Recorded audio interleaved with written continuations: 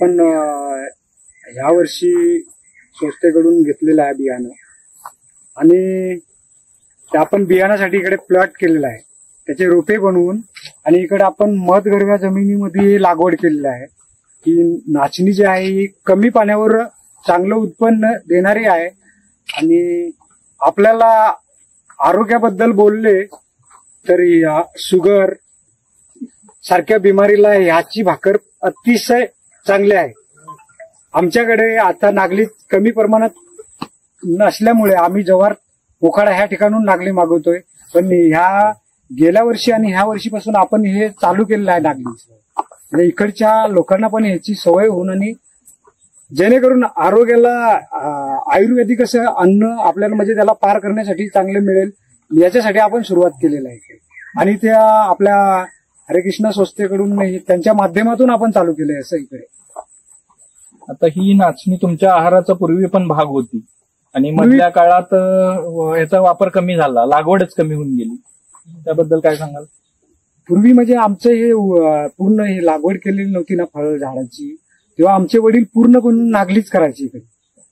पण मधचा काळ असा आला का त्या प्लेटमध्ये जी तरुण पिढी यांना ते भात खायची जास्त सवय झाली, जेवण. आणि त्या काळामध्ये कसं होतंय आमच्याकडे जवाऱ्या कुडय ही भात होती. ते भात खाल्यानंतर चांगल्या गोष्टी व्हायच्या. पण त्याच्यानंतर मग आपण इकडची बियाणं आली, बाजारची बियाणं आली. या बियाण्यामधून उत्पन्न जास्त मिळायला लागले पण ते शरीराला घातक ठरायला लागले. म्हणून आपण आपल्या आता पारंपरिक शेतीकडे येणं गरजेचं आहे. मग आपण सुरुवात केलेलं आहे संस्थेच्या माध्यमामधून. तर ही केल्यानंतर ह्याचं बियाणं तुमचा काय विचार आहे? हे बी तयार झाल्यावर आम्ही अद्याप 4-5 शेतकऱ्यांना 10 शेतकऱ्यांना देणार. त्यांना पण मार्गदर्शन करणार काय हे आपण खाणं गरजेचं आहे. आपल्याला शरीरासाठी चांगले आहेत, याच्याने बिमाऱ्या बऱ्या होत्यात. आता याचं नाव तुम्ही सांगितलं काय तरी, त्या जातीचं नाव काय? या जातीचं नाव म्हणजे आमच्याकडे त्याला नागली बऱ्याचशा प्रकारच्या नागल्या आहेत पण आमच्याकडे याला नाचणीच बोलतात. नाचणी कुठल्याही प्रकारचे काळपेरी असेल, सफेद असते त्याला ते चितोळी नागली म्हणून. ही काळपेरी हे आपण लाल बोंडाचे असते. आमच्या पूर्वी आमचे आई वडील आता ते गेले ते ह्याच 2-3 प्रकारचे बियाणे आहेत.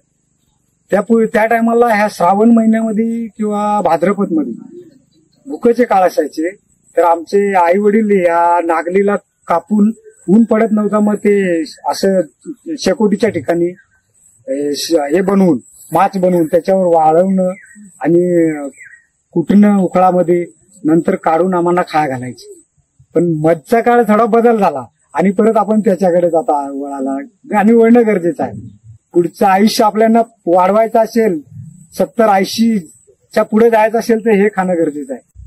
आता आपल्याला खूप शहाणपणाच्या गोष्टी सदानंद मोरगांनी सांगितलेल्या आहेत की पुन्हा back to nature, back to indigenous food system जे आपण ग्लोबली नॅशनली ज्याच्यावर आपण बोलतोय तर त्याचं प्रत्यक्ष शेतातलं ग्रासरूटचं उदाहरण म्हणजे सदानंद मोरगा ज्यांनी ज्याला आपण इंटरनॅशनल इयर ऑफ मिलेट म्हणून डिक्लेअर केलं, ते साजरं केलं.